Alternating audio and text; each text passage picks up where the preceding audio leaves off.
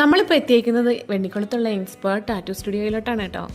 എൻ്റെ കുറേ നാളത്തെ ഒരു ആഗ്രഹമായിരുന്നു ടാറ്റു അടിക്കണം. ടാറ്റു അടിക്കണമെന്ന് ആഗ്രഹം എനിക്ക് എങ്ങനെ കിട്ടിയെന്നോ, ഏട്ടൻ്റെ കയ്യിൽ ഒരു വർഷം മുന്നേ ഏട്ടൻ തനിയെ പോയൊരു ടാറ്റു അടിച്ചിരുന്നു കേട്ടോ. അത് കണ്ടപ്പോൾ എനിക്ക് ഭയങ്കര ഇഷ്ടമാണ് എല്ലാവരും കയ്യിലിങ്ങനെ പച്ച കുത്തുന്ന കാണുമ്പോഴേ. അപ്പോൾ അങ്ങനെ പറഞ്ഞ് പലവട്ടം പറഞ്ഞെങ്കിലും എന്നാൽ പോകാം, നമുക്ക് കോട്ടയ്ക്കൽ പോകാം, അവിടെ പോകാമെന്നൊക്കെ പറഞ്ഞിരുന്നെങ്കിൽ അന്നൊന്നും നടന്നില്ല കേട്ടോ. അപ്പോൾ ഇന്ന് രാവിലെ നല്ല കോരിച്ചേരുന്ന മഴയത്ത് എല്ലായിടത്തും വെള്ളമൊക്കെ കയറി കിടക്കുകയാണ് കേട്ടോ. അപ്പോൾ നമ്മളിപ്പോൾ പത്തനംതിട്ടയിലാണല്ലോ ഉള്ളത്.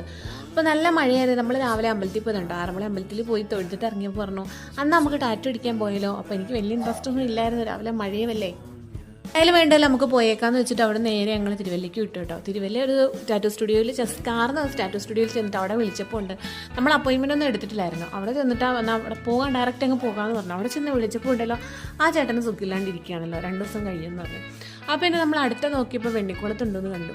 അപ്പോൾ അവിടെ നേരെ വിളിച്ചപ്പോൾ ആ ചേട്ടൻ എന്തായാലും പോരാൻ പറഞ്ഞു കേട്ടോ. അപ്പോൾ നമ്മൾ വെണ്ണിക്കുളത്തോട്ടാണ് വന്നത്. അപ്പോൾ എൻ്റെ കയ്യിൽ ടാറ്റു ഒക്കെ അടിച്ച് കഴിഞ്ഞപ്പോൾ ഉണ്ട് ഏട്ടനും ഒരു പൂതി, ഏട്ടൻ ഒന്നും കൂടി അടിക്കണമെന്ന്. അപ്പോൾ ഏട്ടൻ അങ്ങനെ ആങ്കറാണ് കേട്ടോ ഏട്ടൻ അടിച്ചിരിക്കുന്നത്. എനിക്ക് വലിയ ഐഡിയ ഒന്നും ഇല്ലായിരുന്നു കേട്ടോ, എന്തടിക്കണം, എങ്ങനെ അടിക്കണം, എപ്പോൾ അടിക്കണം എന്നൊന്നും.